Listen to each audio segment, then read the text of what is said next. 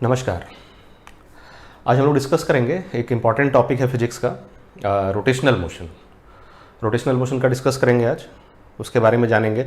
Rotational motion वैसे तो जब आप ऐसे पढ़ते होंगे बुक से तो लगता होगा बड़ा टफ चैप्टर है, बहुत टफ टॉपिक है, कुछ समझ में नहीं आ रहा है, न्यूमेरिकल वगैरह सब कैसे क्या बन रहा है। लेकिन एक्चुअल में वो भी उतना ही आसान है जितना कि आपका लीनियर मोशन वाला जो चैप्टर था। लीनियर मोशन वाला जो चैप्टर था ऑलमोस्ट वैसा ही है ये भी। इसमें भी वही सब चीज़ है जो उसमें था। वो भी न्यूटन्स लॉ पे काम करता है, ये भी न्यूटन्स लॉ पे काम करता है। उसमें भी फोर्स, एक्सेलरेशन, वेलोसिटी वही सब था, यहाँ भी फोर्स, एक्सेलरेशन, वेलोसिटी वही सब है।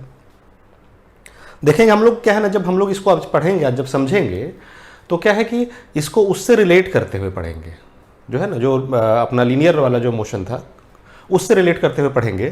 तो आपको देखिए, आप देखिएगा कि आपको समझ में बहुत आसानी से आएगा। और आप उसके बाद जब आप मेरा ये 1 घंटे वाला ये जो अभी वीडियो है, इसको आप जब एक बार देख लेंगे तो आपके दिमाग में रोटेशनल मोशन का बहुत ही एकदम क्लियर पिक्चर, बिल्कुल क्रिस्टल क्लियर कंसेप्ट आपके दिमाग में एक बन जाएगा। उसके बाद आप जब आप किताब को पढ़ेंगे तो आपको फिर उसके सारे कंसेप्ट उसके समझ में आने लगेंगे, और उसके बाद फिर न्यूमेरिकल वगैरह भी एकदम आराम से बनने लगेगा। तो रोटेशनल मोशन क्या होता है? जहां एक ऑब्जेक्ट किसी एक्सिस के अबाउट रोटेट करता है। हम ऐसे मोशन की अगर स्टडी करें, मतलब ये एक्सिस है, ये ऑब्जेक्ट है जो रोटेट कर रहा है एक्सिस के अबाउट, ठीक है। तो इसको कहा जाता है रोटेशनल मोशन। कई बार क्या है कि रोटेशनल मोशन में जो ऑब्जेक्ट के यहाँ एक्सिस क्या है, ऑब्जेक्ट के बीचों बीच है, ऑब्जेक्ट के थ्रू पास कर रहा है। कई बार हो सकता है कि ऑब्जेक्ट के पास नहीं भी करे। यहाँ एक ऑब्जेक्ट है और ये इस एक्सिस के चारों तरफ ऐसे घूम रहा है, ठीक है। तो जब कोई ऑब्जेक्ट एक एक्सिस से एक फिक्स डिस्टेंस बना करके उसके चारों तरफ घूमता है तो वो रोटेशनल मोशन होता है, ठीक है। और उसी का स्टडी हमारा ये रोटेशनल मोशन टॉपिक में हमको करना है।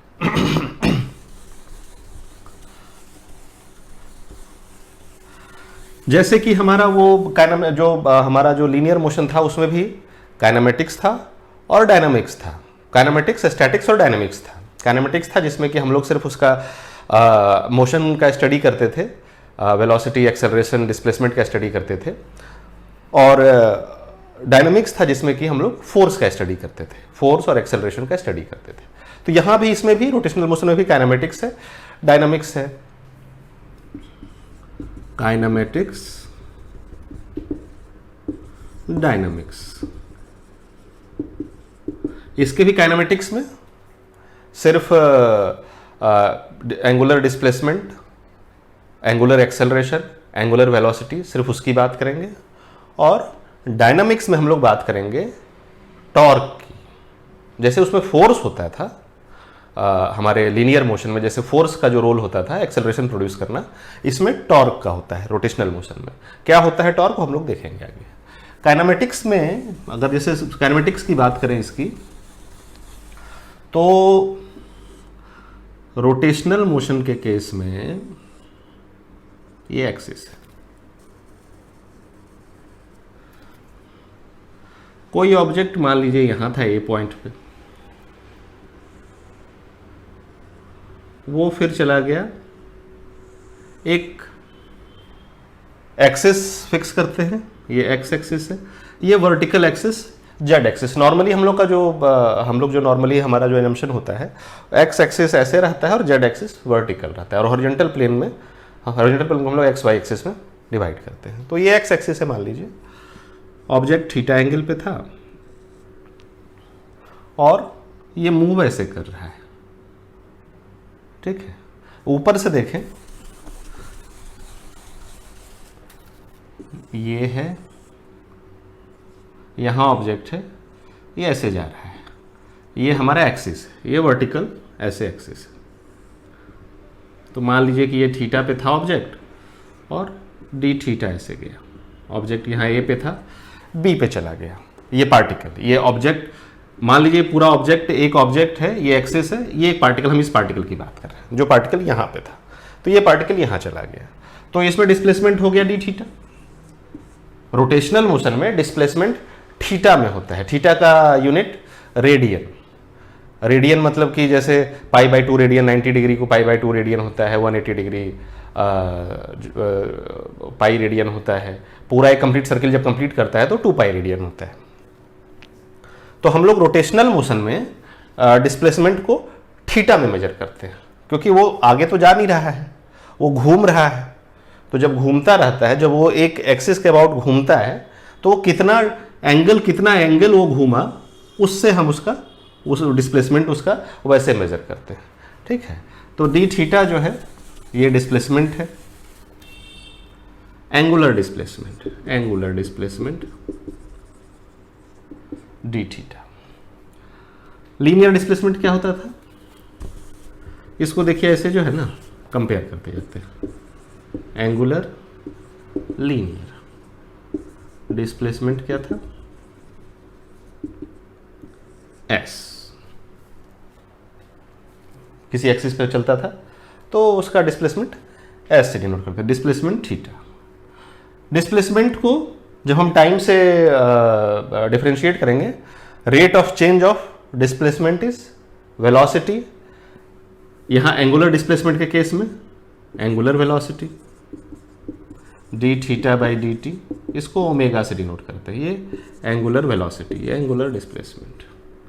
उसी तरह से लीनियर में D S by D T, V कहते थे उसको, वेलोसिटी कहते हैं उसको। फिर rate of change of angular velocity is angular acceleration, तो angular acceleration D omega by D T, that is alpha. Alpha से डिनोट करते हैं एंगुलर एक्सेलरेशन। ठीक, इसमें D V by D T A. ठीक है, D V by D T linear acceleration और D omega by D T angular acceleration. ये दोनों रिलेटेड कैसे है? अगर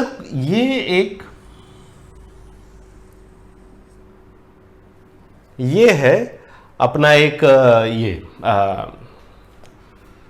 ऑब्जेक्ट है, ये पार्टिकल है जो मूव कर रहा है। रोटेशनल मोशन में देखिएगा कि ये जो एक्सिस है ना, एक्सिस के अबाउट जितने पार्टिकल हैं सब एक सर्किल में मूव करते हैं और सब इक्वल टाइम में एक साइकिल कंप्लीट करते हैं। ठीक है, ये जितनी देर में यहां से यहां आएगा, यहां वाला भी उतनी ही देर में यहां से यहां आएगा। ठीक है, भले उसका जो टोटल पाथ जो वो ट्रेवल किया वो इसका कम है, बट टाइम दोनों का सेम ही लगता है displacement, same angular displacement cover करने में। जितनी देर में ये यहां से यहां गया, थीटा गया, उतनी ही देर में ये पार्टिकल भी यहां गया, तो ये पार्टिकल भी थीटा कवर किया।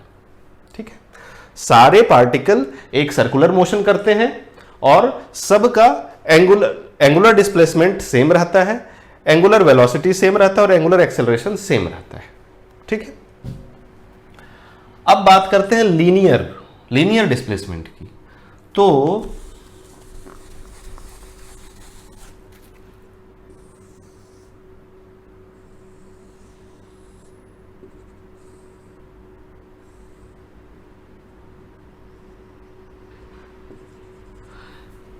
अगर कोई पार्टिकल यहां से यहां गया है, ठीक है, एंगुलर डिस्प्लेसमेंट हुआ है उसमें डी थीटा और लीनियर डिस्प्लेसमेंट हुआ है इतना सा। ठीक है, लेट अस से दिस इज डी एल। ठीक है, तो D L is equal to R D theta होता है, हम जानते हैं। ठीक है, तो D L is equal to R D theta. तो डिस्प्लेसमेंट अगर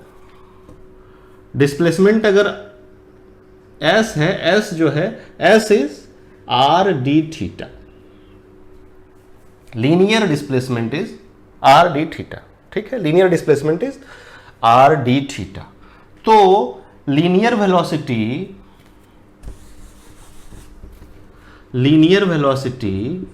are D by D T R D theta हो जाएगा, and this will be equal to are omega D theta by D T is omega. ठीक है, उसी तरह से linear acceleration, एक पार्टिकल अगर घूम रहा है तो इसका लीनियर एक्सेलरेशन, इस पार्टी का एंगुलर एक्सेलरेशन तो अल्फा है ही, इसी पार्टिकल का लीनियर एक्सेलरेशन क्या होगा? तो इसका लीनियर, इस पार्टिकल का लीनियर वेलोसिटी का differentiation, that is R omega का differentiation. So R D omega by D T, that is alpha, so R alpha. So इस पार्टिकल का एंगुलर एक्सेलरेशन अल्फा है, एंगुलर वेलोसिटी ओमेगा है, angular displacement theta है।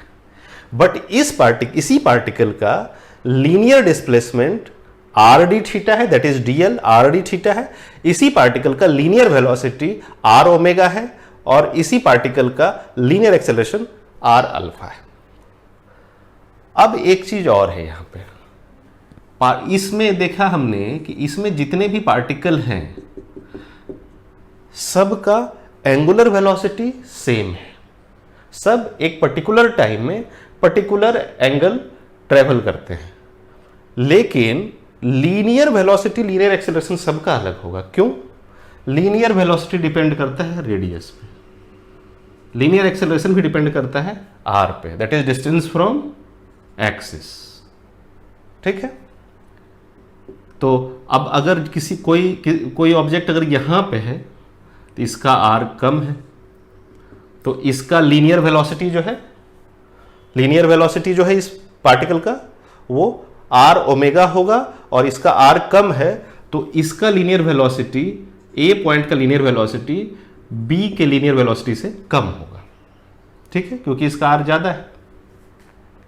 Linear velocity जो है उसका direction होता है टेंजेंशियल। ठीक है, ये ऑब्जेक्ट, इसका लीनियर वेलोसिटी इस डायरेक्शन में। ठीक है, तो ये है अपना angular displacement, angular velocity, angular acceleration. और उसी पार्टिकल का, जिस पार्टिकल का angular displacement, angular acceleration, angular velocity निकाले, उसी का लीनियर वेलोसिटी, लीनियर एक्सेलरेशन भी हम निकाल सकते हैं ऐसे, आर ओमेगा आर अल्फा करके। ठीक है, अब आता है कि जो हमारा जो लीनियर मोशन में जो फॉर्मूले हम यूज करते थे in case of constant acceleration, वो भूलना नहीं है। कांस्टेंट एक्सेलरेशन के केस में हमारे पास 3 फॉर्मूला था लीनियर मोशन में। कांस्टेंट एक्सेलरेशन के केस में, constant acceleration is most important. Constant acceleration अगर होगा तो 3 फॉर्मूला था हमारे पास, s is equal to u t plus half a t square, और क्या था, v is equal to u plus a t, और क्या था, v square is equal to u square plus 2as। ठीक है, सेम रोटेशनल मोशन में भी ये फॉर्मूला एज इट इज लग जाएगा, सिर्फ लीनियर डिस्प्लेसमेंट की जगह एंगुलर डिस्प्लेसमेंट, लीनियर वेलोसिटी की जगह एंगुलर वेलोसिटी, लीनियर एक्सेलरेशन की जगह angular acceleration. Theta is equal to omega naught, initial velocity omega, जो इधर इनिशियल वेलोसिटी यू था, initial angular velocity omega naught ले लेते हैं। ठीक, omega naught t plus half alpha t square. ठीक है, omega is equal to omega naught plus alpha T.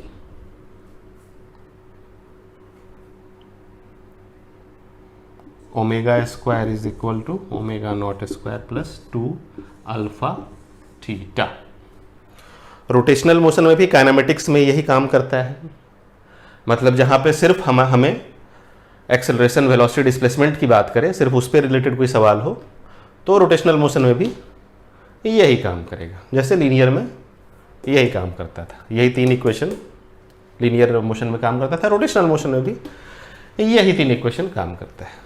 ठीक है, तो काइनेमेटिक्स तो इतना ही है, इतने काइनेमेटिक्स अगर आएगा तो इतना ही, इसी फॉर्मूले के बेस पे इतने तक में आ जाएगा। अब आता है डायनामिक्स, मतलब जहां फोर्स भी है, ठीक है, जहां पे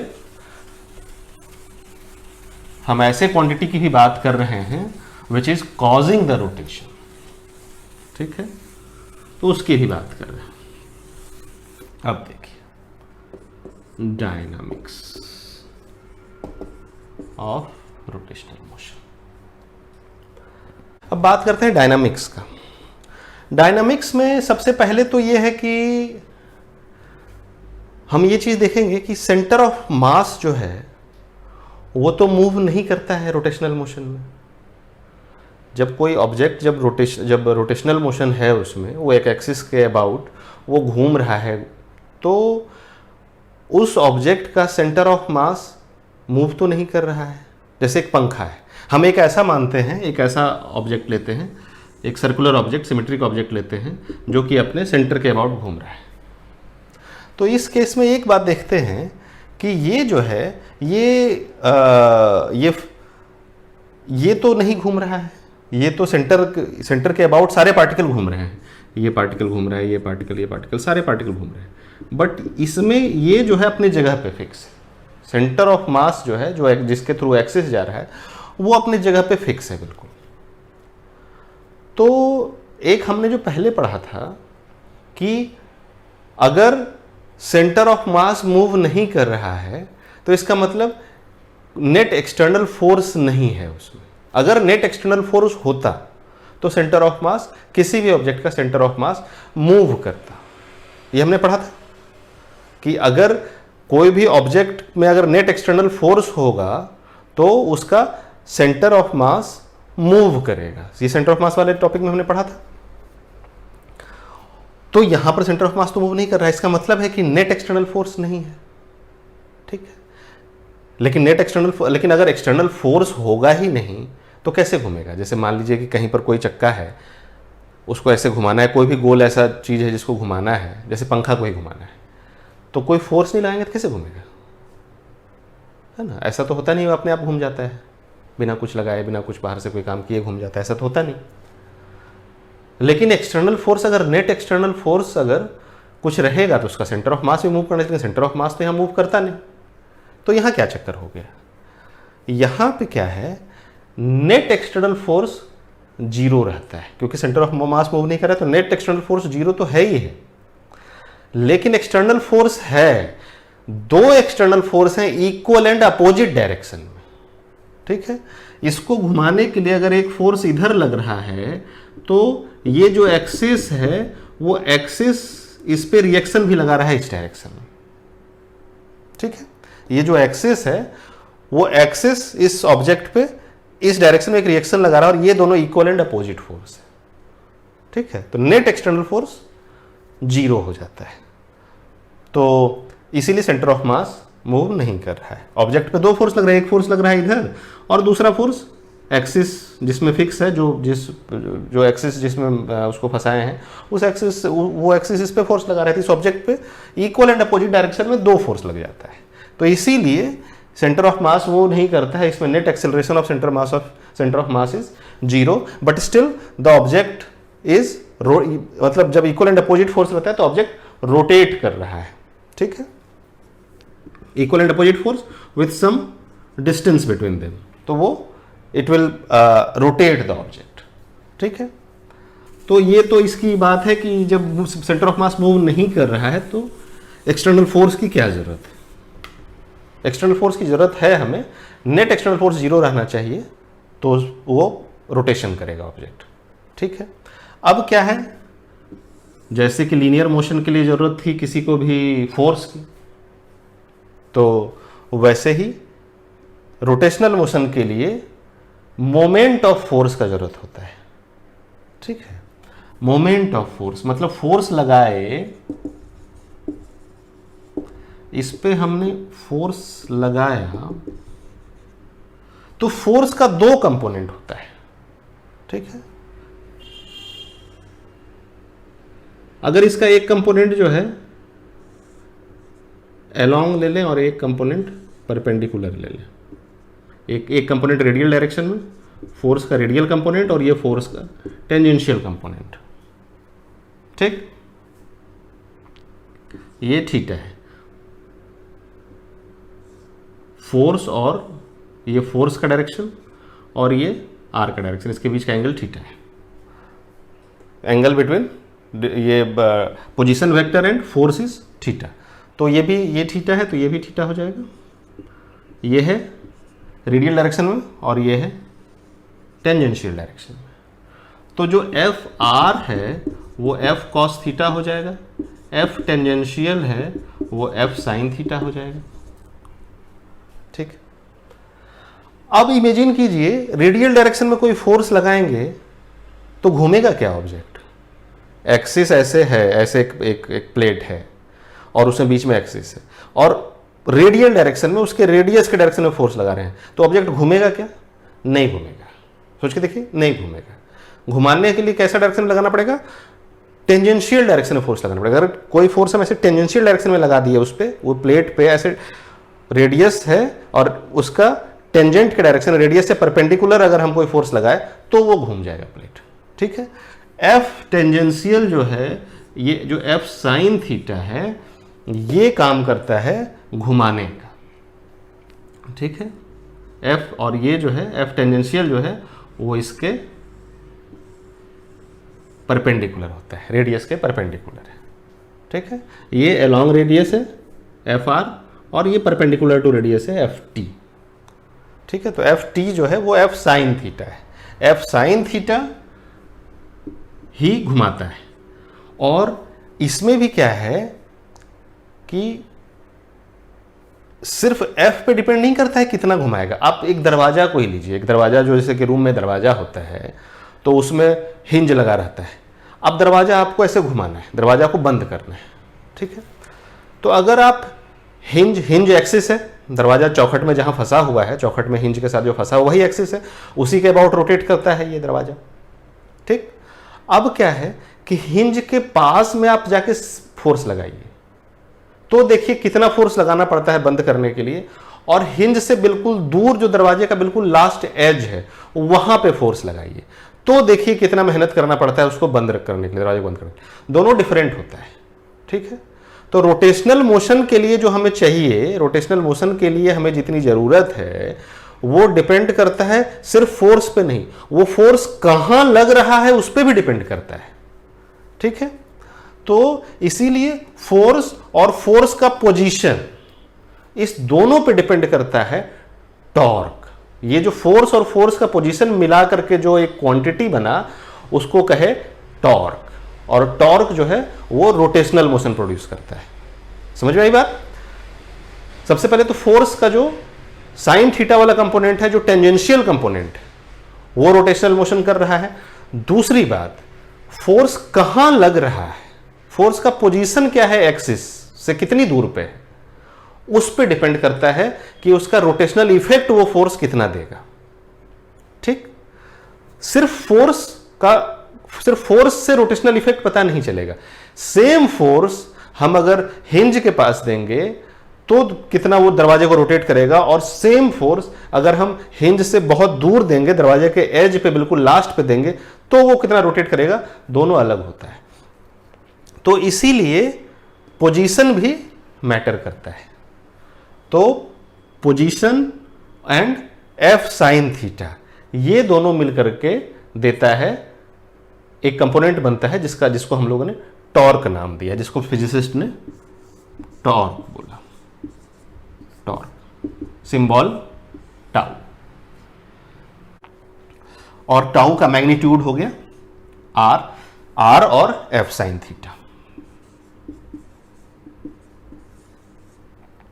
are into F sine theta, यही मैग्नीट्यूड हो गया टाउ का, क्योंकि आर पे डिपेंड करता है और एफ साइन थीटा पे डिपेंड करता है।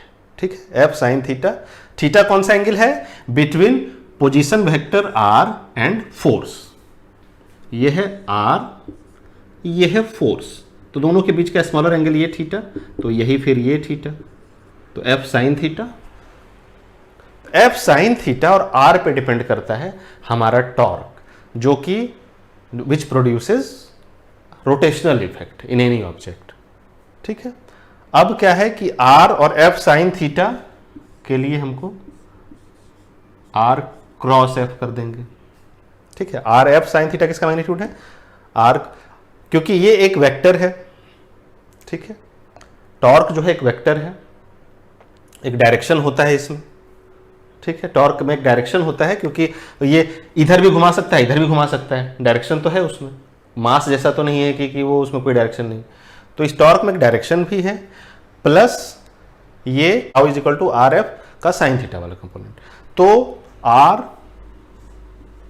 मतलब अगर वेक्टर, दो vector, r vector F vector, magnitude जो है वो आर एफ साइन थीटा आना है और वो वेक्टर होना है, तो हमें आर क्रॉस एफ करना पड़ेगा। ठीक है, ये आर क्रॉस एफ लिया गया है, ये स्टैंडर्ड लिया गया है आर क्रॉस एफ, ताकि क्योंकि आर क्रॉस एफ और एफ क्रॉस आर अलग अलग होता है। ठीक है, आर एफ साइन थीटा लें या एफ आर साइन थीटा लें, वैल्यू तो सेम ही आएगा, लेकिन डायरेक्शन जो है वो अलग हो जाएगा। जैसे ये एक डायरेक्शन है, ये एक डायरेक्शन है। ठीक है, इधर घुमाना है कि इधर घुमाना है। ठीक है, मतलब हमें एंटी क्लॉकवाइज घुमाना है कि क्लॉकवाइज घुमाना है, तो दो अलग अलग डायरेक्शन है। तो अगर इधर घूमता है, मतलब अगर ऊपर से हम देख रहे हैं, वो इधर ये घूम रहा है, ऊपर से देख रहे हैं, तो अगर एंटी क्लॉकवाइज घूम रहा है तो वो पॉजिटिव उसको माना गया है। ठीक है, तो अब यहां जैसे इधर एफ है,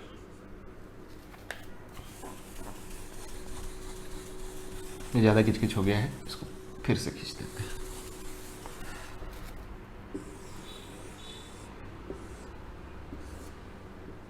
ठीक,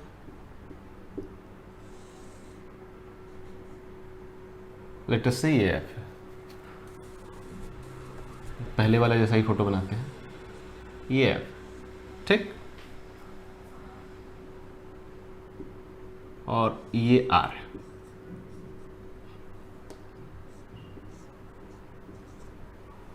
ठीक है, ये एफ, ये आर। ऊपर से अगर देख रहे हैं तो ये जो है ये इधर घुमा रहा है, एफ साइन थीटा जो है,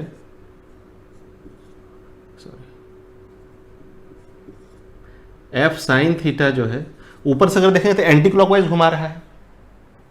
ठीक है, तो ये एंटी क्लॉकवाइज घुमा रहा है, तो अगर ऊपर से देखें और किसी का मोशन एंटी क्लॉकवाइज है तो इसको हम मानते हैं, इसको पॉजिटिव माना गया है। ठीक है, तो अगर देखिए आर क्रॉस एफ और एफ क्रॉस आर, ये एफ है। ठीक है, ये आर है। अभी r cross F, right hand thumb rule से अगर आर क्रॉस एफ करेंगे तो ये आउट ऑफ द बोर्ड है। ठीक है, एफ क्रॉस आर करेंगे तो ये इन साइड द बोर्ड है, और एफ क्रॉस आर में इधर घूम रहा है। हमारा किधर घूम रहा है? हमारा ऑब्जेक्ट तो इधर घूम रहा है, हमारा ऑब्जेक्ट तो इस डायरेक्शन में घूम रहा है, इधर से।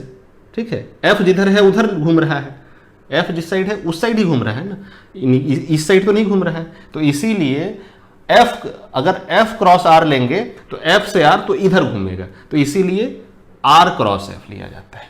टॉर्क जो होता है वो आर क्रॉस एफ लिया जाता है। Torque is are cross F, magnitude r F sine theta, and direction इसका आर और एफ दोनों का परपेंडिकुलर, और मतलब अपवर्ड, इधर आउटसाइड की इधर इनसाइड, वो आर क्रॉस एफ जो राइट हैंड थंब रूल से हम निकाल लेंगे। ठीक है, r cross F is torque, torque is a vector. जैसे कि जो काम फोर्स का है अपना लीनियर, उसमें लीनियर मोशन में, सेम वही काम टॉर्क का है। टॉर्क जो है ये फोर्स का मोमेंट है। फोर्स जो है, फोर्स तो हम दे रहे हैं, दे फोर्स ही रहे हैं, टॉर्क नहीं दे रहे हैं, दे फोर्स ही रहे हैं किसी भी ऑब्जेक्ट को घुमाने के लिए भी। लेकिन वो फोर्स जो है ना, वो उसमें वो घुमाने वाला जो काम कर रहा है ना, तो उसमें घुमाने वाला काम करने का जो टेंडेंसी है वो डिपेंड करता है कि फोर्स हम एक्सिस से कितनी दूर पे दे रहे हैं। ठीक है, फिर से मैं बता रहा हूं कि टॉर्क का फिजिकल सिग्निफिकेंस क्या है। ऐसे सीधा सीधा टॉर्क आर क्रॉस एफ होता है, टॉर्क वो तो ठीक है, लेकिन फिजिकल सिग्निफिकेंस क्या है, हमने फोर्स दिया लेकिन सिर्फ फोर्स पे हमें घुमाने का टेंडेंसी, घुमाने का जो आउटपुट, वर्क आउटपुट मिलेगा सिर्फ फोर्स पे डिपेंड करेगा नहीं, वो आर पे भी डिपेंड करता है। इसलिए आर और एफ लेकर के जो क्वांटिटी आया वो टॉर्क आया। ठीक है, तो r cross F is torque. Torque can rotate an object, जैसे फोर्स कैन मतलब किसी को सीधा ले जा सकता है, फोर्स लीनियर एक्सेलरेशन कर सकता है, तो वैसे ही टॉर्क जो है वो एंगुलर एक्सेलरेशन कर सकता है। ठीक है, tau is equal to r F. जो काम लीनियर एक्सेलरेशन में एफ का है वही काम एंगुलर एक्सेलरेशन में टॉर्क का है। ठीक, अब देखिए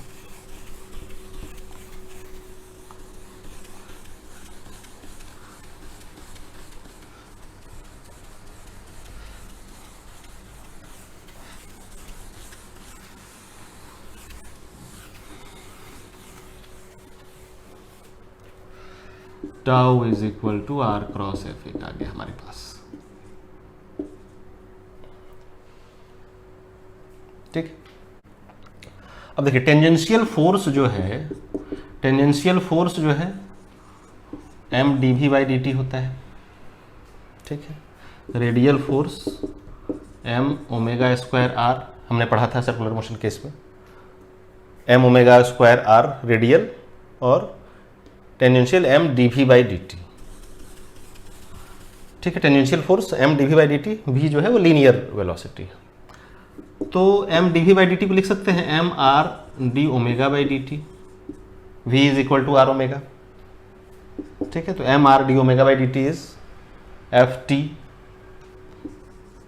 M r alpha is F t. ठीक है, F t m r alpha. अब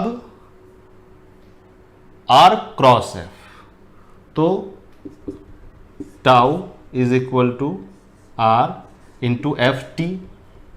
ठीक है, एफ टी टेंजेंशियल है, अगर टेंजेंशियल फोर्स है तो आर और टेंजेंशियल फोर्स के बीच का एंगल क्या है, आर और टेंजेंशियल फोर्स के बीच का एंगल 90 है, तो sine theta is 0, sign theta is 1, तो सीधा सीधा आर इंटू एफ टी कर सकते हैं, r cross F r F sine theta.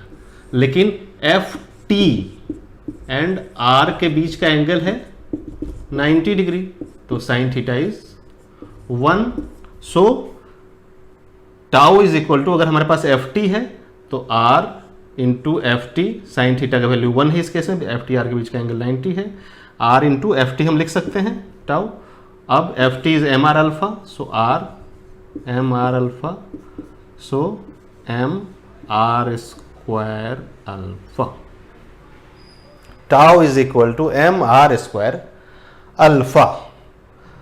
कोई ऑब्जेक्ट, अगर एक ऑब्जेक्ट जिसका मास m है और एक्सिस से उसका डिस्टेंस r है, वो उसको अगर रोटेशन करना है, ठीक है, तो अगर टाउ लगेगा फोर्स, टाउ अगर टॉर्क लगेगा तो अल्फा एक्सेलरेशन होगा उसमें। ठीक है, अल्फा इज एंगुलर एक्सेलरेशन। मतलब कि क्या निकला हमारे पास, tau is equal to M R square alpha, where tau is torque on the object, r square, ये r is distance of the object from the axis, m is mass of that object, alpha is angular acceleration of that object। ठीक है, अब क्या है, ये जो M R square है,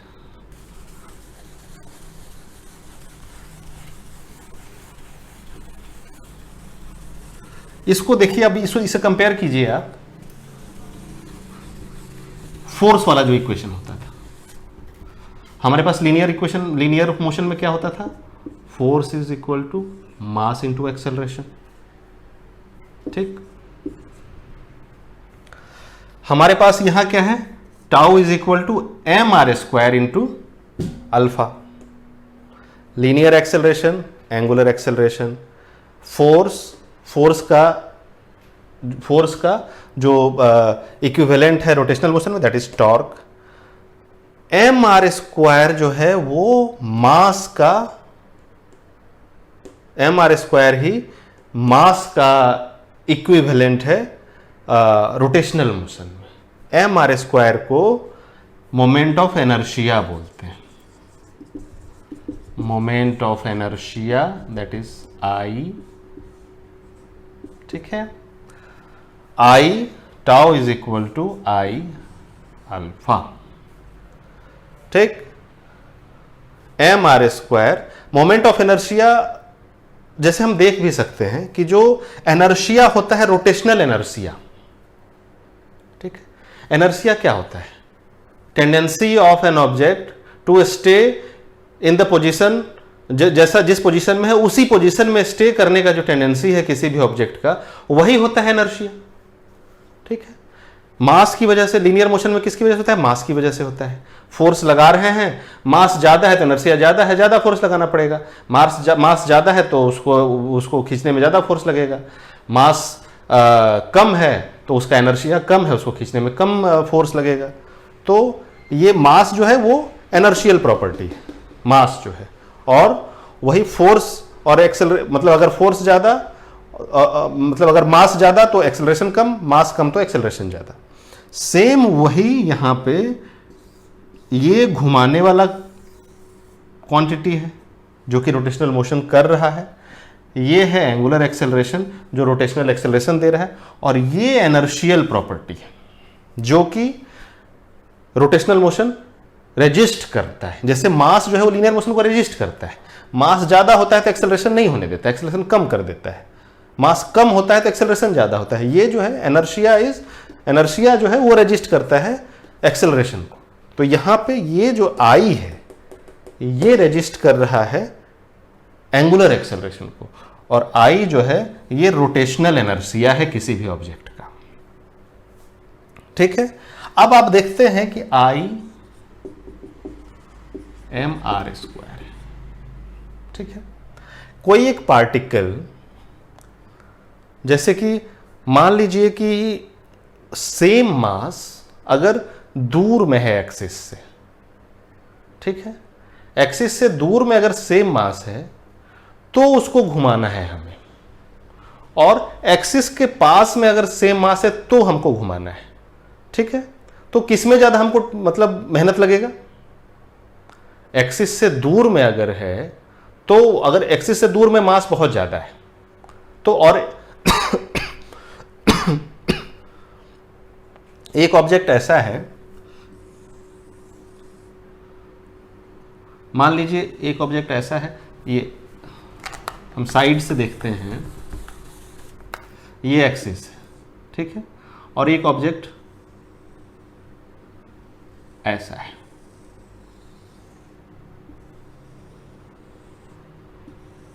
ये एक्सिस, ठीक है,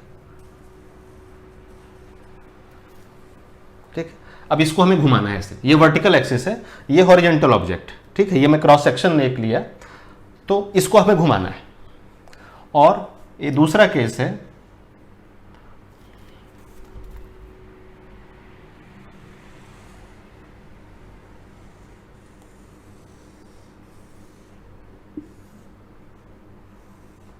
ये ऑब्जेक्ट, ठीक है, हमें इसको घुमाना है,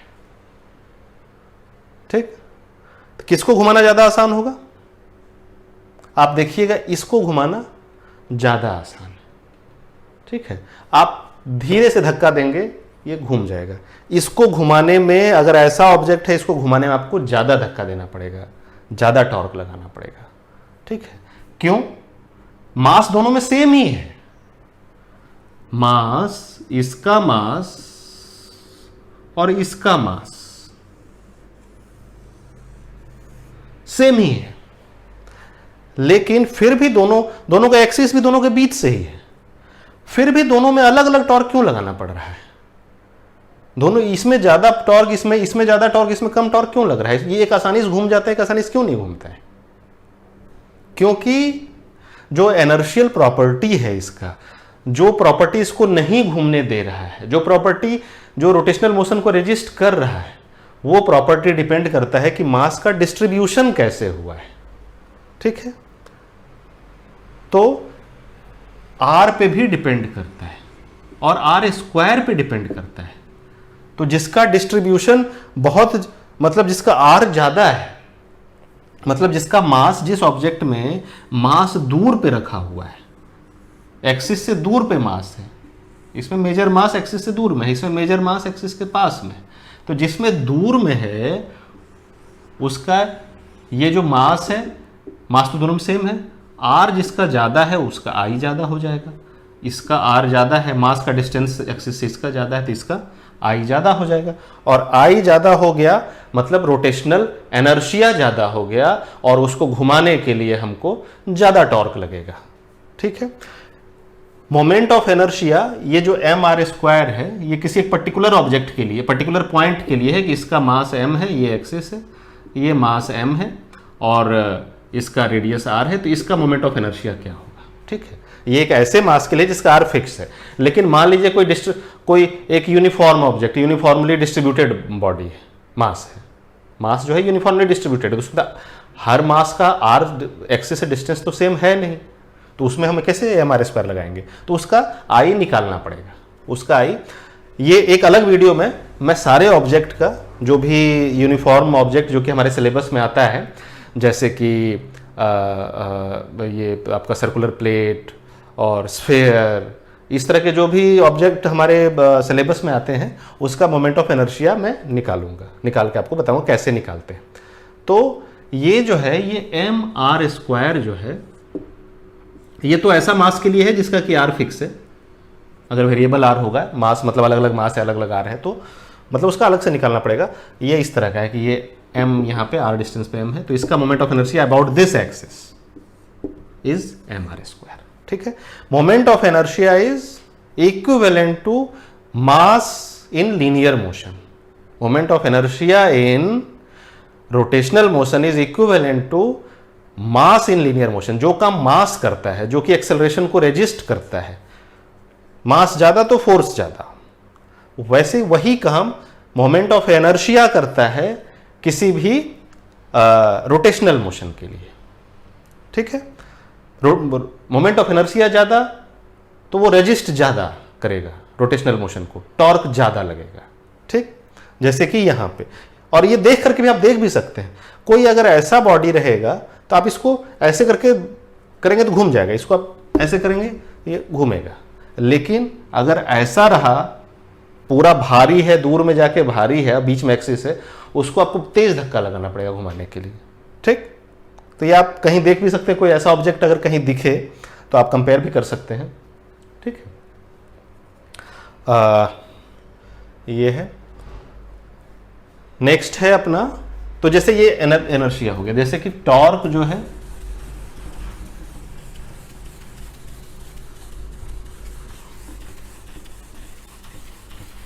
मोमेंट ऑफ इनर्शिया एक अलग वीडियो है, उसमें कई सारे ऑब्जेक्ट मोमेंट ऑफ इनर्शिया निकालेंगे। अभी बस बेसिक्स हम लोग कंसेप्ट बस रोटेशनल मोशन का देख रहे हैं। मोमेंट ऑफ इनर्शिया क्या है, टॉर्क क्या है, एंगुलर मोमेंटम क्या है, लीनियर क्या रिलेशन है, लीनियर जैसा कैसे, वो लीनियर से कैसे एनालॉगस है, वो सब हम अभी देख रहे हैं। ठीक है, torque is equal to r cross F, moment of inertia is equal to M R square. ठीक, ये जो है लीनियर में फोर्स है, एंगुलर में टॉर्क है, लीनियर में मास है, एंगुलर में मोमेंट ऑफ इनर्शिया है। ठीक है, फिर इस तरह तो जानते ही हैं, इधर थीटा है, इधर एस है तो इधर थीटा है, इधर ए है तो इधर ओमेगा है, ए इज आर ओमेगा भी, इधर वी है, वी इज आर अल्फा,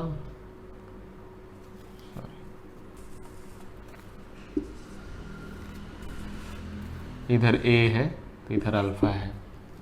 तो ये सब एक मतलब हर ये दोनों पे सेम ही प्रिंसिपल काम करता है, दोनों न्यूटन्स लॉ ऑफ मोशन पे ही बने हुए हैं। दोनों में है कि जो लगाया गया उस पे, तो उसमें फिर अगर हम बाहर से उसको फोर्स लगा रहे हैं तो एक्सेलरेशन हो रहा है, लीनियर एक्सेलरेशन, टॉर्क लगा रहे हैं तो एंगुलर एक्सेलरेशन हो रहा है। ठीक है, यहाँ पर जो मास जो है लीनियर एक्सेलरेशन को रेजिस्ट करता है, यहाँ moment of inertia linear acceleration angular acceleration को रेजिस्ट करता है। तो सब मतलब ये दोनों एक जैसे ही हैं। ठीक है, बस टर्म अलग अलग है दोनों में, और वो देखना है। उसमें फोर्स था, सीधा सीधा फोर्स लगाते थे तो फोर्स जितना लगा उतना एक्सेलरेशन हो गया। यहाँ पे जितना फोर्स लगा उतना वो उतना इस एक्सेलरेशन से घूमेगा, एंगुलर एक्सेलरेशन वैसे नहीं होगा। वो डिपेंड करता है कि भाई वो डिस्टेंस कितना डिस्टेंस पे एक्सिस से, तो इसीलिए यहाँ पे फोर्स की जगह टॉर्क जो कि आर और एफ दोनों पे डिपेंड करता है। एफ साइन थीटा, एफ का साइन थीटा वाला कंपोनेंट और आर पे डिपेंड करता है, तो इसलिए टॉर्क लगाना पड़ गया। तो वैसे ही ये है दोनों, ये मतलब दोनों रिलेशन है। और जैसे लीनियर इक्विलिब्रियम के लिए फोर्स जीरो होना चाहिए, वैसे ही एंगुलर रोटेशनल इक्विलिब्रियम के लिए टॉर्क, नेट जो टॉर्क है वो जीरो होना चाहिए। टॉर्क, एक्सटर्नल टॉर्क का सम जीरो होना चाहिए, तो वो एंगुलर इक्विलिब्रियम में रहेगा। ठीक है, जैसे कि लीनियर इक्विलिब्रियम में रहने के लिए टोटल फोर्स जीरो होना चाहिए था, वैसे ही एंगुलर मोमेंटम, एंगुलर इसमें रहने के लिए, एंगुलर इक्विलिब्रियम के लिए टॉर्क जीरो होना चाहिए। टॉर्क को मोमेंट ऑफ फोर्स भी बोलते हैं। जैसे क्या होता है, ऐसे भी हम दिखा सकते हैं इसको। मान लीजिए ये यहाँ पे हमने ये फोर्स लगाया, ठीक है, एक्सिस से, ये एक्सिस है और ये पॉइंट P है, ठीक है। तो मोमेंट ऑफ फोर्स का मतलब फोर्स इनटू इसका एक्सिस से परपेंडिकुलर डिस्टेंस, ठीक है, जैसे ये, ठीक है। एक्सिस से जो परपेंडिकुलर डिस्टेंस होगा, एक्सिस से इस पे जो परपेंडिकुलर डिस्टेंस होगा, तो ये जो होगा, ये जो फोर्स है, ये एक्सिस ये वाले लाइन से परपेंडिकुलर है, और इसका मतलब है जो रेडियस से परपेंडिकुलर अगर है तो ये रोटेशनल मोशन कर रहा है। अगर एक्सिस से यहाँ पर ये यहाँ तक दिया गया और यहाँ से फोर्स क्रॉस, यहाँ से फोर्स जा रहा है, तो ये इस पॉइंट्स पर ये रोटेशनल मोशन दे रहा है, ठीक है।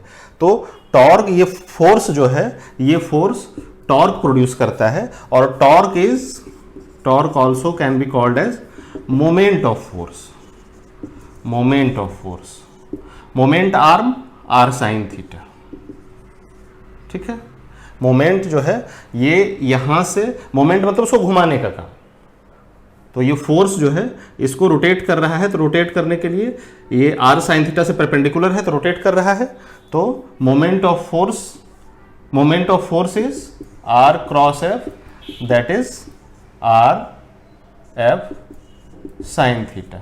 आर साइन थीटा ये है perpendicular distance from the axis, perpendicular distance from the axis, force का perpendicular distance from the axis हो गया आर साइन थीटा, और इनटू एफ। तो ये जो है यही टॉर्क है, और ये जो है ये देता है अपना रोटेशनल मोशन क्रिएट कॉज करता है। This torque causes rotational motion, मतलब force into R sine theta causes rotational motion. That's why this torque is also called moment of force, मतलब force into moment arm, that is R sine theta, ठीक है। एक example से देखते हैं, जैसे are, मान लीजिए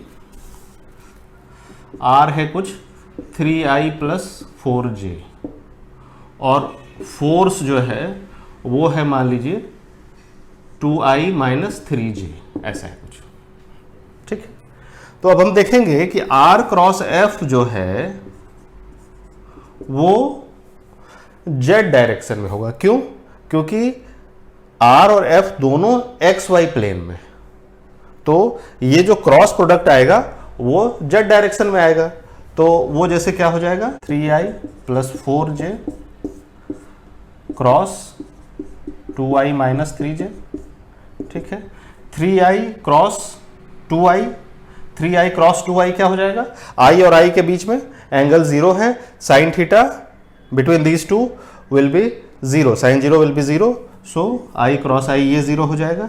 3i - 3j तो हो जाएगा -9k + 4j cross 2i, that is 8 × -k, j cross i -k, तो ये हो जाएगा 17k। ये जो है अगर xy प्लेन में r है, xy प्लेन में f है, तो अपना जो टॉर्क आएगा वो वाई ये जेड डायरेक्शन में आएगा, क्योंकि आर और एफ दोनों पर ये परपेंडिकुलर होगा अपना। ये टाउ आ गया वैसे। और वैसे ही अगर मान लीजिए कि अपने को अल्फा निकालना है तो टाउ इज इक्वल टू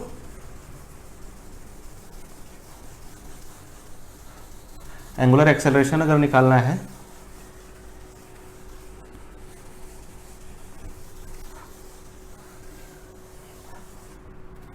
मान लीजिए कि टॉर्क दिया हुआ है, टॉर्क अगर दिया हुआ है से टॉर्क दिया हुआ है से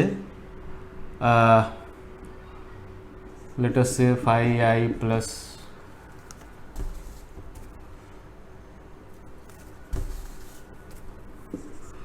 3i प्लस 4j, ये मान लीजिए कि टॉर्क दिया हुआ है, ठीक है, टॉर्क ये है। और मान लीजिए कि ये बता रहा है कि हमारे पास जो ऑब्जेक्ट है जिसको हम रोटेट करा रहे हैं उसका मोमेंट ऑफ इनर्शिया से 5 kg मीटर स्क्वायर है। मोमेंट ऑफ इनर्शिया का यूनिट kg मीटर स्क्वायर होगा, mr स्क्वायर, तो 5 kg metre square moment of inertia का यूनिट, ठीक है। तो moment of inertia scalar quantity 5 kg metre square. अब क्या है, torque 3i plus 4j torque है, तो टॉर्क का magnitude √3 square plus 4 square that is 5, और तो 5 into alpha, this imply alpha is equal to 1 radian per second square. Alpha जो है 1 रेडियन पर सेकेंड स्क्वायर हो जाएगा। Tau is equal to I alpha होता है, ठीक है। एक बात बस ध्यान में रखना है कि आई का एक्सिस, आई जब हम कैलकुलेट करेंगे ना, आई कैलकुलेट करना हम जो इस अगले वीडियो में जब देखेंगे, एक बात ध्यान में रखना है जिसको मैं बार बार रिपीट करूंगा कि आई जिस एक्सिस के अबाउट रोटेट कर रहा है, मतलब ये ऑब्जेक्ट जिस एक्सिस के अबाउट रोटेट कर रहा है उस एक्सिस के अबाउट उसका मोमेंट ऑफ इनर्शिया निकालना है, ठीक है। क्योंकि मोमेंट ऑफ इनर्शिया किसी दूसरे के, जैसे मान लीजिए कि ये सर्कुलर प्लेट है वो रोटेट कर रहा है अपने सेंटर के अबाउट, तो मोमेंट ऑफ इनर्शिया अगर हम इस पॉइंट के अबाउट निकाल देंगे तो मोमेंट ऑफ इनर्शिया अलग हो जाएगा, ठीक है। तो इसीलिए मोमेंट ऑफ इनर्शिया निकालते समय हमेशा ध्यान रखना है कि वो किस पॉइंट के अबाउट वो रोटेट कर रहा है, उसके अबाउट हमें मोमेंट ऑफ इनर्शिया निकालना है। तो फिर इस फॉर्मूला में लगेगा कि भाई torque is equal to I alpha, ठीक है।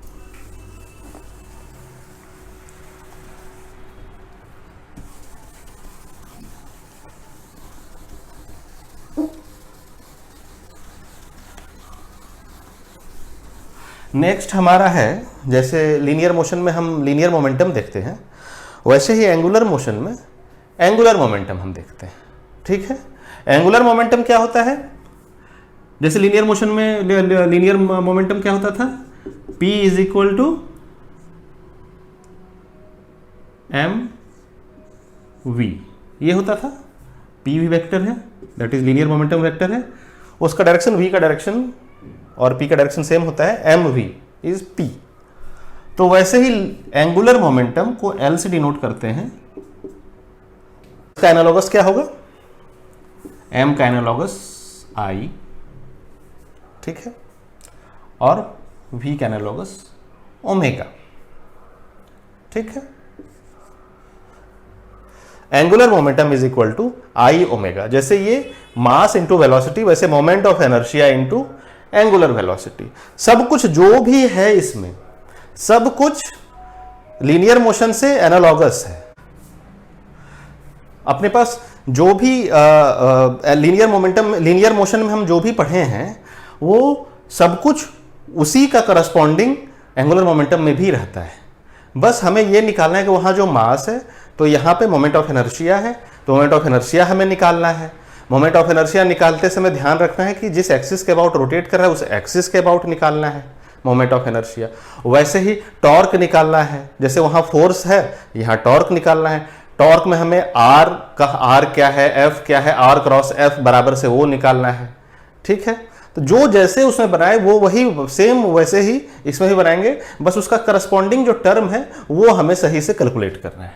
जैसे कि एंगुलर मोमेंटम जो L है, एंगुलर मोमेंटम L है, linear momentum P is mv, angular momentum L is I omega, m के जगह I, v के जगह ओमेगा।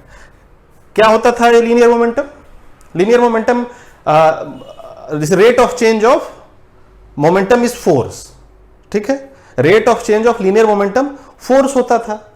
तो वैसे ही rate of change of torque, sorry rate of change of angular momentum torque होता है, rate of change of angular momentum torque होता है।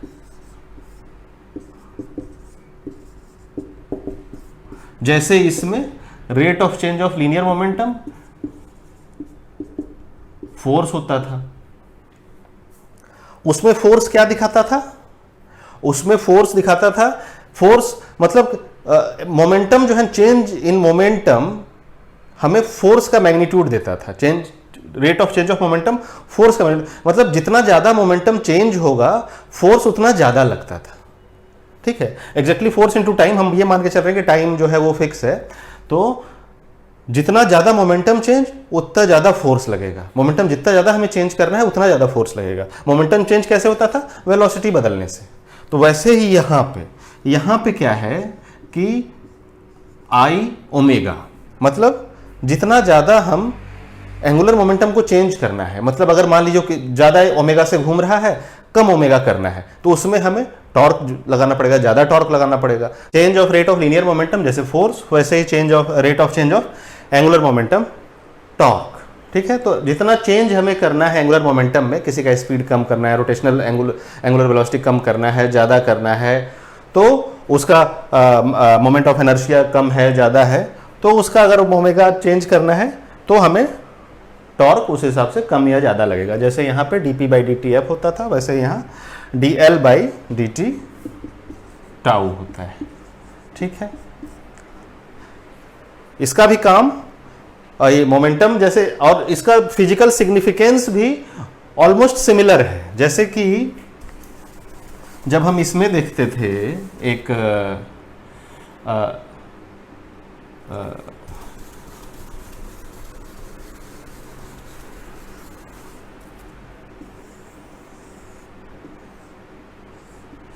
जैसे मान लो कि यहां पे ऐसे फोर्स लग रहा है, ठीक है, फोर्स ऐसे लग रहे हैं, ये है R पोजीशन, ये ठीक है। इस पे V वेलोसिटी से इधर है V वेलोसिटी, ठीक। मास, इस पार्टिकल का मास है m, ठीक है। तो इस पार्टिकल में लीनियर मोमेंटम कितना है? m भी लीनियर मोमेंटम है, m भी, इस पार्टिकल का लीनियर मोमेंटम m भी है v के डायरेक्शन में, ठीक है। अब क्या है कि लीनियर मोमेंटम है, उसका उधर जाने वाला जो इसका जो टेंडेंसी है, v के साइड जाने वाला टेंडेंसी, वो लीनियर मोमेंटम mv है। लेकिन रोटेट करने वाला जो टेंडेंसी इसका है, ये जो वेलोसिटी है इसका रोटेट करने वाला जो टेंडेंसी है वो कितना हो जाएगा? वो हो जाएगा r साइन थीटा। रोटेट करने वाला टेंडेंसी जैसे फोर्स का निकाले थे, ठीक है, r साइन थीटा से मल्टीप्लाई किए थे फोर्स को, तो मोमेंट ऑफ फोर्स आया था, और मोमेंट ऑफ फोर्स जो होता है वो फोर्स का रोटेट करने वाला टेंडेंसी है, वही टॉर्क है। उसी तरह से ये लीनियर मोमेंटम, ये जो मास है ये इधर इस v वेलोसिटी से अगर जा रहा है तो इस ऑब्जेक्ट को, ये ऑब्जेक्ट उधर जा नहीं पाएगा, ऑब्जेक्ट को रोटेट करना है, तो इसका रोटेट करने वाला टेंडेंसी क्या है? तो वो है moment of this linear momentum. अब मोमेंट ऑफ लीनियर मोमेंटम क्या हो जाएगा? r साइन थीटा से मल्टीप्लाई करेंगे, मतलब एक्सिस से जो शॉर्टेस्ट डिस्टेंस है इस लीनियर मोमेंटम का, उससे मल्टीप्लाई कर देंगे, तो मतलब ये परपेंडिकुलर है, तो ये इसी डायरेक्शन में फिर वो रोटेट कर रहा है, तो वही फिर मोमेंट ऑफ लीनियर मोमेंटम का जो घुमाने वाला जो टेंडेंसी है वो निकालेंगे और वही एंगुलर मोमेंटम हो जाएगा। तो L is equal to R cross P, ठीक है। आई ओमेगा तो होता ही है, R क्रॉस P भी होता है। Angular momentum is moment of linear momentum, और आई ओमेगा जैसे एम भी होता है वैसे ही आई ओमेगा होता है, और लीनियर मोमेंटम से अगर रिलेट करना है तो R क्रॉस P, ठीक है। मतलब अगर वेलोसिटी दिया रहेगा, किसी भी मास का वेलोसिटी पता है हमें, तो ये तो R, ये अपना लीनियर मोमेंटम निकाल के, और फिर ये अगर R है तो इस R से क्रॉस कर देंगे तो R साइन थीटा निकल जाएगा, और into R sine theta cross R sine theta into P हो जाएगा, ये एंगुलर मोमेंटम, ठीक है। तो ये एंगुलर मोमेंटम हो गया। Rate of change of angular momentum is torque. अगर कहीं हमें टॉर्क दिया हुआ है तो हम rate of change of angular momentum निकाल सकते हैं। dl बाई dt ये टॉर्क हो जाएगा, और is equal to d I omega by dt, ठीक है। ये तो इस रिलेशन से हम कुछ भी निकाल सकते हैं। हमें अगर मोमेंट ऑफ इनर्शिया पता है, टॉर्क पता है, तो D W by D t निकाल सकते हैं, ठीक है। मतलब एंगुलर एक्सेलरेशन निकाल सकते हैं। अगर अपने पास टॉर्क पता है तो D L by D t निकाल सकते हैं। मतलब rate of change of angular momentum is torque, and torque is equal to rate d by D t I omega. ये आई ओमेगा भी ये है। तो इसमें से हमें जो भी सवाल दिया रहेगा, सवाल में जो भी गिवन है और जो निकालना है वो इसी इक्वेशन से, इसी तरह के जो भी लीनियर मोशन वाले जो इक्वेशन थे उसी का करस्पॉन्डिंग जो एंगुलर मोशन वाला, जो रोटेशनल मोशन वाला जो इक्वेशन है उसमें पुट कर करके हम वैसे ही निकालते जाएंगे, ठीक है। फिर जब अगर torque is equal to rate of change of angular momentum है, तो फिर इससे हम principle of conservation of angular momentum भी हम बता सकते हैं कि unless there is any external torque the angular momentum of a particle will not change, of a body will not change. जैसे लीनियर में था, unless there is external force the linear momentum will not change, तो वैसे इसमें हो जाएगा unless there is external torque angular momentum of a body will not change, ठीक है। तो इस तरीके से ये एंगुलर मोमेंटम था।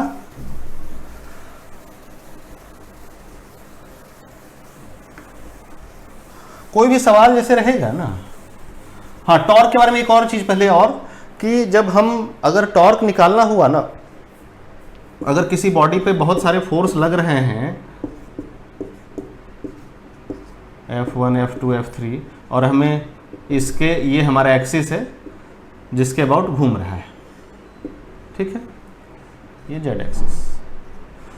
तो टॉर्क निकालने के लिए ऐसा नहीं करना है कि सारे एफ का रिजल्टेंट निकाल करके और फिर उसको टॉर्क से उसको मतलब आर क्रॉस रिजल्टेंट एफ नहीं करना है, सबका अलग अलग टॉर्क निकालना है, ठीक है। रिजल्टेंट टॉर्क जो होगा, टॉर्क रिजल्टेंट जो होगा वो tau 1 plus tau 2 plus tau 3 ऐसे सबका अलग अलग टाउ निकाल के उसका सबको जोड़ के सबका वेक्टर सम करके रिजल्टेंट टॉर्क निकालना है, ठीक है। ऐसा नहीं करना है कि पहले सारे फोर्स को हम एक साथ कर दिए, क्योंकि फोर्स सब अलग अलग पॉइंट पे है ना, सबका आर अलग अलग है, तो इसलिए फोर्स सबको जोड़ करके फिर हम उसको आर से उसका क्रॉस प्रोडक्ट नहीं करा पाएंगे, ठीक है।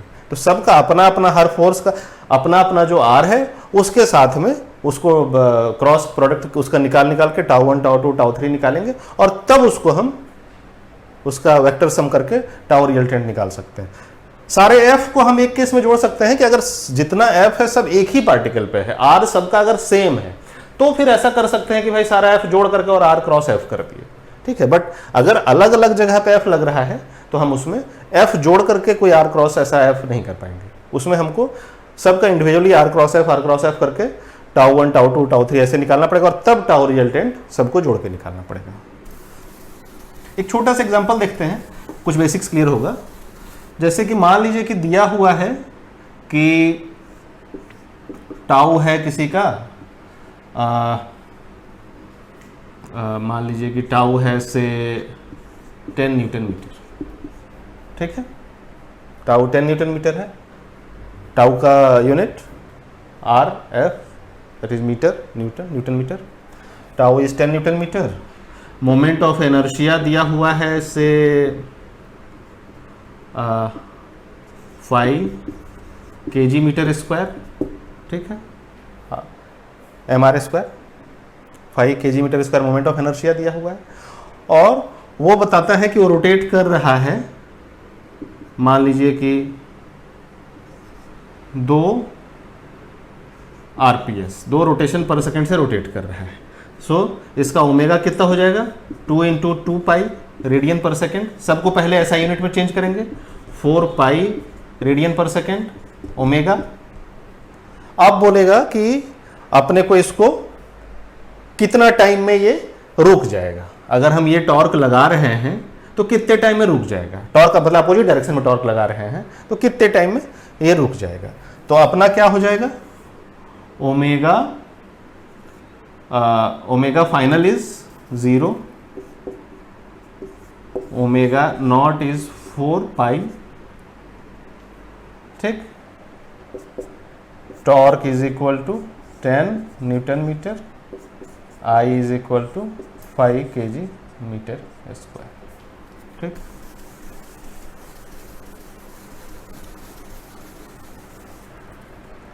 तो omega final minus omega initial by time is equal to alpha, ठीक है, और alpha into I, alpha into I कर देंगे तो टॉर्क निकल जाएगा, ठीक है, into I is equal to torque, ठीक।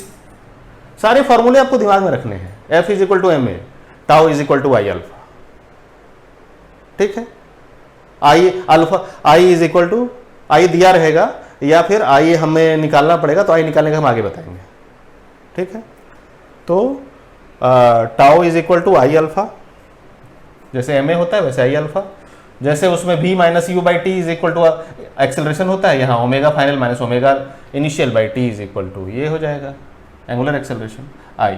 तो ये दिया हुआ है, आई से 5 दिया हुआ है, omega F minus omega 0 is 4 pi by T is equal to tau दिया है 10, so T is equal to 5 into 4 pi by 10 second, so 2 pi second. 2 pi second में अगर हम 10 न्यूटन मीटर का टॉर्क लगा रहे हैं तो 2 पाई सेकेंड में कोई अगर एक ऐसा ऑब्जेक्ट जो रोटेट कर रहा है जिसका कि मोमेंट ऑफ इनर्शिया 5 है और 4 पाई रेडियन पर सेकेंड से या 2 रोटेशन पर सेकेंड से अगर कर रहा है तो 2 पाई सेकेंड में वो रुक जाएगा। एकदम बिल्कुल बेसिक्स है, एकदम आपको जो है ना लीनियर मोशन वाला सारे फॉर्मूले को याद रखिए, बस आप उसको थोड़ा सा दिमाग में, बस ये थोड़ा सा दिमाग में रेफरेंस पॉइंट चेंज कर दीजिए, आप थोड़ा सा फ्रेम बदल लीजिए कि वहाँ जो सीधा चल रहा था यहाँ बस घूम रहा है, सारे टर्म उसके करस्पॉन्डिंग वाले यहाँ लगाते जाइए, एकदम बिल्कुल आराम से बनेगा। ध्यान बस ये रखना है कि टॉर्क लगा रहे हैं वहाँ एक्सिस क्या है, मोमेंट ऑफ एनर्शिया वहाँ एक्सिस क्या है। अब जैसे tau is equal to I alpha की, ठीक है, तो आई भी उसी एक्सिस के अबाउट कैलकुलेट करेंगे जिस एक्सिस के अबाउट टॉर्क लग रहा है, ठीक है।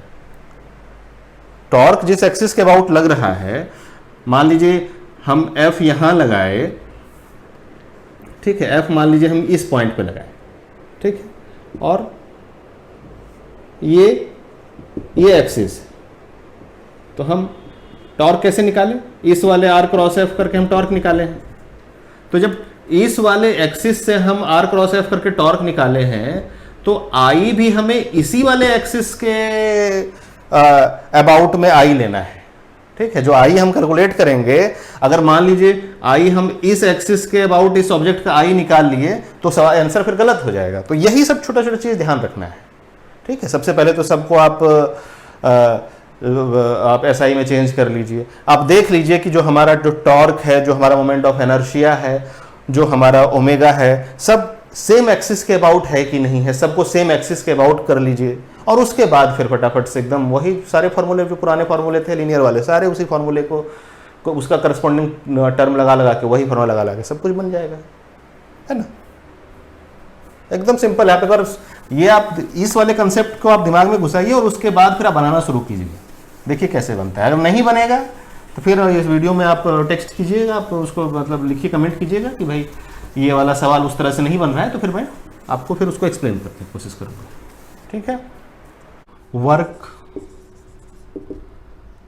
टाउ डी थीटा, लीनियर में वर्क क्या होता था, F D S, F D R D S जो भी लिखिए, वर्क इसमें टाउ डी थीटा, टाउ जो काम करेगा थीटा घुमाने में वो इंटीग्रेट कर देंगे, वो work is tau D theta. Kinetic energy,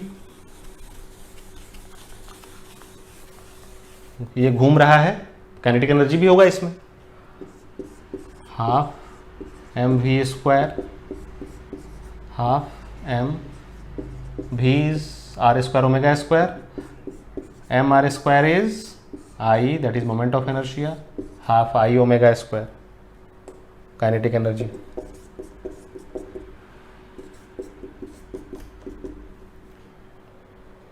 कितना लीनियर वाले से कितना सिमिलर है। लीनियर वाले में क्या होता था, एम वी स्क्वायर, एम की जगह आई, वी की जगह omega square, kinetic energy half omega square, ठीक है।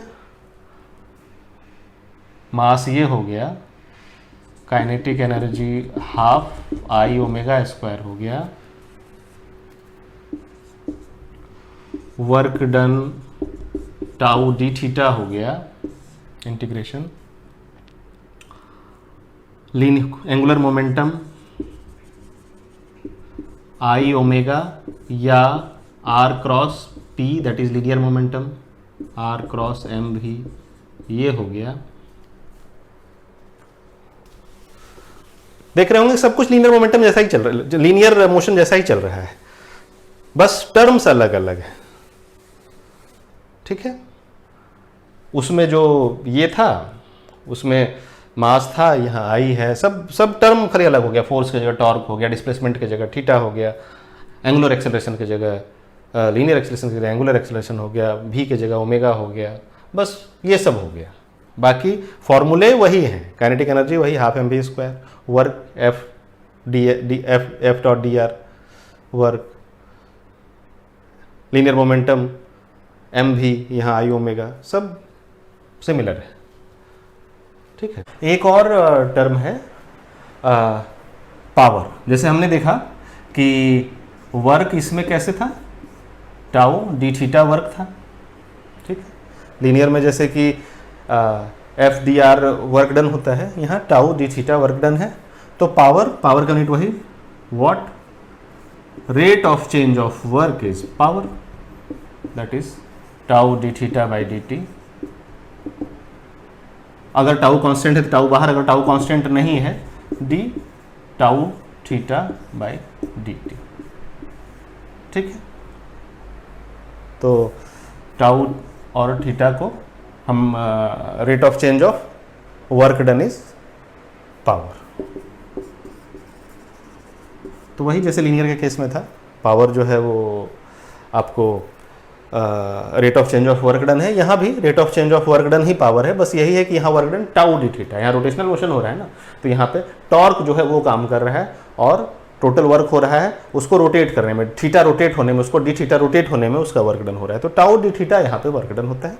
तो डी वर्क, यहाँ ये वर्क है, ओमेगा नहीं है, वर्क है W by D T tau D theta. ऐसे अगर टाउ कांस्टेंट है तो power is equal to tau omega, tau अगर constant D theta by D T omega, power is equal to tau omega, ठीक है। आप इस तरीके से ये कंसेप्ट को रखिए और उसके बाद फिर बनाइए सवाल। जहाँ दिक्कत होगा फिर देखेंगे, दिक्कत नहीं होगा, ठीक है।